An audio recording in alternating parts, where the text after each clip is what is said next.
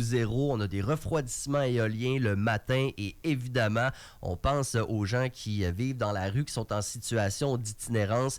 On les voit tous les jours, on les salue, on vit avec, on leur jase, mais ils ont besoin d'aide, particulièrement quand vient le temps froid en termes d'équipements, de linge, de manteaux et autres. Plusieurs choses se trament pour qu'on vienne en aide à ces personnes-là, dont l'Aube-Rivière, évidemment, qui est toujours là et qui organise demain un événement qui s'appelle l'Aube de l'automne. Pour en parler, on est très heureux d'avoir en studio le directeur général de l'Aube-Rivière, Éric Boulay. Bonjour, Éric. Bon matin. Je suis très content d'être là chez mes voisins d'en face.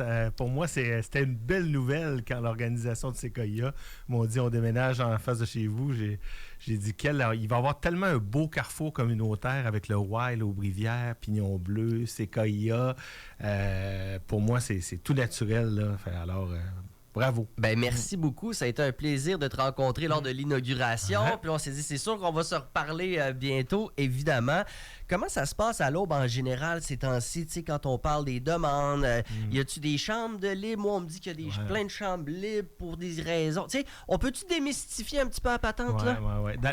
On est opérationnel à 100%. Chacune de nos chambres sont utilisées. On a plusieurs leviers. On a d'abord des services de base, hein, quand quelqu'un a froid ou a faim, pour venir manger, pour venir se réchauffer.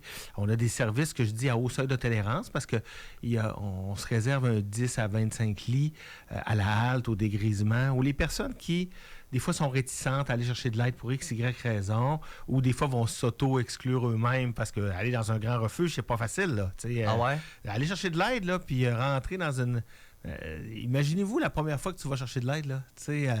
Peut-être tu y vas à reculons. Alors, on a ces services-là où nous, on compte sur l'effet wow, c'est-à-dire que quand la personne vient 5, 6 fois, 7 fois, grâce au seuil de terre, peu importe l'état que t'es, peu importe, on va créer un lien pour aller plus loin. Puis le plus loin, on l'a sur les étages. C'est-à-dire qu'on a l'aube de l'emploi où les gens apprennent le métier d'entretien ménager. On a le service de fiducie où on gère les revenus des gens qui ont de la difficulté à avoir de l'argent dans les poches pour X, Y raison. On va les suivre en logement. On est 9 organismes qui font partie d'un projet qui s'appelle Porte-Clés. Puis les gens vont être accompagnés là-dedans. On a le rétablissement avec le programme Prisme maintenant, où on a 24 lits au 6e étage qui sont réservés pour un aide un peu plus musclé, là, avec un psychiatre, et tout ça est volontaire. C'est ça qui est incroyable. C'est-à-dire qu'on n'oblige personne à aller en fiducie faire gérer son revenu.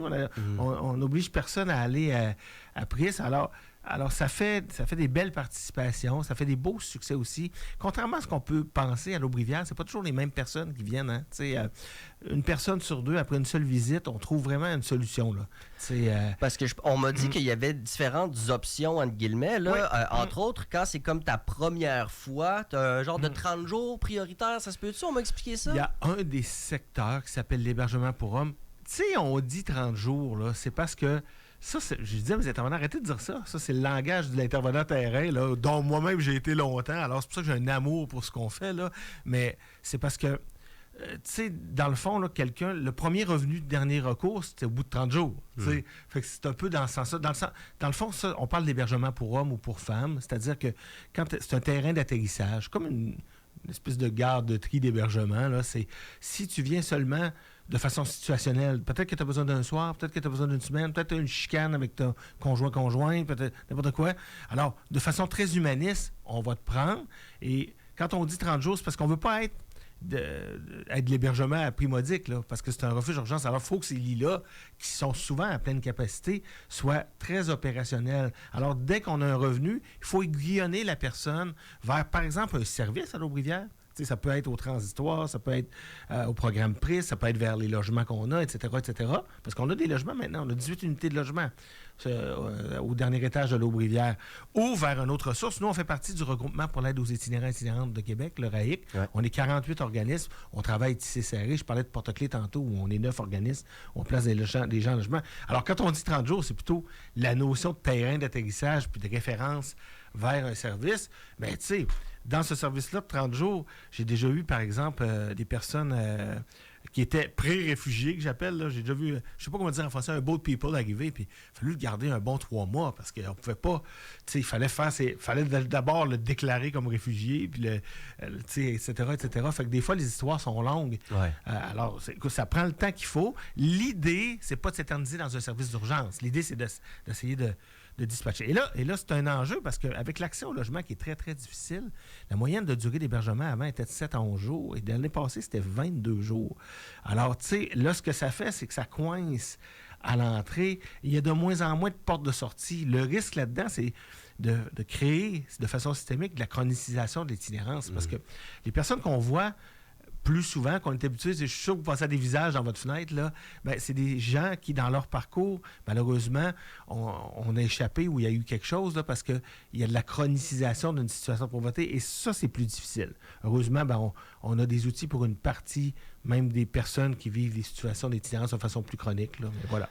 Éric Boulay, donc directeur général de l'Aube-Rivière. On me parle aussi parfois de possibilités de rentrer pour quelques heures, mais là, il faut que tu attendes que quelqu'un sorte, puis là, c'est ton tour. On peut-tu expliquer un petit peu ce concept-là? Absolument. Nous autres, on maximise les lits. Là, tu parles de la halte, que je disais, qui est un hébergement à très haut seuil de tolérance. OK, c'est ça. Ça roule 24 heures sur 24. Imaginez-vous, là, ça, c'est juste 15 lits. Puis en moyenne, il y a 47 personnes qui y passent par 24 heures. Alors, tu sais, le besoin, il est grand. Là. Ça veut dire que dès qu'un lit se libère, là, nous, on désinfecte et on change les draps, tout ça, entre chaque coucher. Il faut savoir qu'on a déjà géré un refuge un peu dans un ancien hôtel. Là. Alors, avec le nouvel outil qu'on a, on est capable d'accueillir plus dignement les gens. Fait qu'il n'y a jamais 2 lits par chambre. Là. C'est toujours un lit, même à la halte, où c'est du très haut seuil de tolérance. Fait que dès qu'une personne sort, on nettoie tout ça, puis là, on va tout de suite prendre une nouvelle personne pour être sûr de maximiser. Nous autres, des billets d'avion invendus, il n'y en a pas là. On les redonne tout de suite. Là. On comprend. Donc, il y a énormément d'aspects à l'Aube-Rivière, différentes branches, absolument. différents services pour essayer d'offrir à tout le monde, dans un monde idéal, évidemment. Mais pour ça, on a besoin que les gens nous supportent dans ce qu'on fait. Ben, c'est ça. Et puis, demain, on invite les gens donc à la collecte annuelle de biens matériels qui s'appelle l'Aube de l'automne. Les détails. Ouais. Depuis 4 ans, là, anciennement à l'Aube-Rivière, là, on avait une espèce de friperie, mais c'est pas vraiment notre mission de base. Nous, c'est vraiment héberger, nourrir, donner des outils pour retrouver l'autonomie. C'est ça notre mission. Là. Mais quand quelqu'un rentre à 2 h du matin et qu'il n'y a pas de chaussures ou quoi que ce soit, ben, on a des petits garde-robes un peu partout. Puis, on n'a pas besoin d'installer un système de friperie. On travaille d'ailleurs en collaboration avec d'autres organismes comme le Café Rencontre, etc., où on va habiller les gens qui viennent, mettons le lendemain matin, tout ça.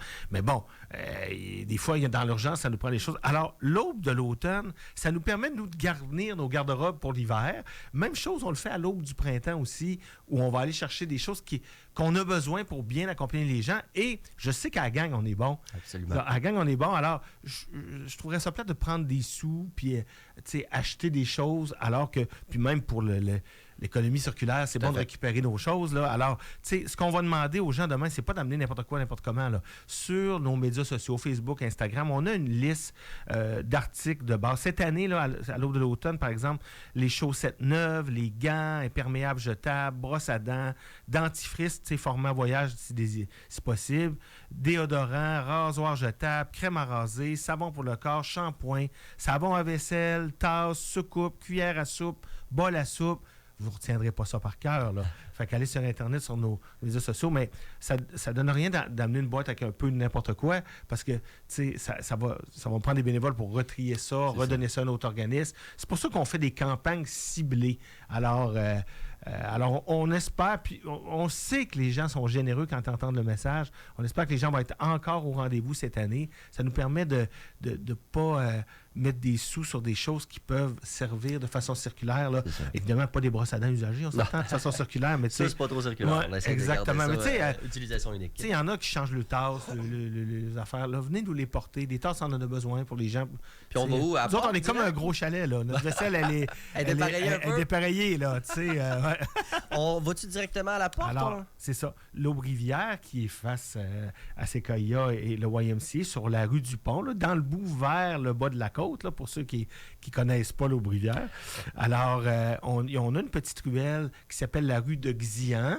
Alors, on a une grosse porte de garage où l'entrée des marchandises sont là. Fait que demain, ça va être festif. Il va y avoir de la musique, des bénévoles. Il y a une équipe de bénévoles qui est là avec des tables pour recevoir les gens. Fait que si tu es en véhicule, tu arrives avec ton véhicule devant la porte, les bénévoles vont décharger. Si tu viens à pied, c'est encore mieux. Alors, on va t'accueillir là avec plaisir pour que chacun puisse participer à sa façon à cette cause-là, qui est une œuvre collective comme l'Aube-Rivière. On invite le plus de gens possible à donner tout ce que vous pouvez, mais pas n'importe quoi, on le rappelle. Donc, allez sur les médias sociaux, mais juste chaussettes neuves, gants, déjà, ça, on a une bonne idée avec le froid qui s'installe. On le savait un matin, hein? Ouais, effectivement, un matin, c'est pas chaud. Éric Boulay, directeur général de l'Aube-Rivière. Merci beaucoup d'avoir pris le temps de venir nous voir ce matin. Merci de m'avoir accueilli. Ça fait plaisir, puis j'espère qu'on va se reparler bientôt. J'espère aussi. Salut. On est rendu à 8h43 maintenant sur les ondes de CKRL.